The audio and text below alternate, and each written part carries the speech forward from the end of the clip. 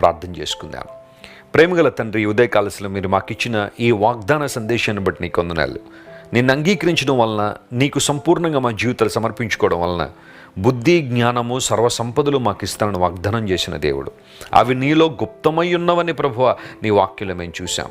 ఈరోజు మా ప్రియులు ఎంతమంది అయితే బుద్ధి లేక, జ్ఞానము లేక తమ జీవితాలు పాడు చేసుకుంటున్నారో, బంధాలు విచ్ఛిన్నం చేసుకుంటున్నారో, అనురాగాలు, ఆప్యాయతలకు దూరమై ప్రభువా ఒంటరితనంతో మూలుగుతున్నారో, వారందరినీ మీరు ముట్టండి, బలపరచండి, లేవనెత్తండి. దైవికమైన ఆత్మ సంబంధమైన జ్ఞానం పరిశుద్ధాత్మ ద్వారా వారి జీవితంలో క్రొమ్మరించమని కోరుతున్నాం ప్రభువా. అనారోగ్యంతో ఎవరైతే ఉన్నారో వారికి స్వస్థతనివ్వండి. వేదనలో ఎవరైతే ఉన్నారో లేవనెత్తండి ఆయన, బలపరిచి కృపలో వాడుకోనండి.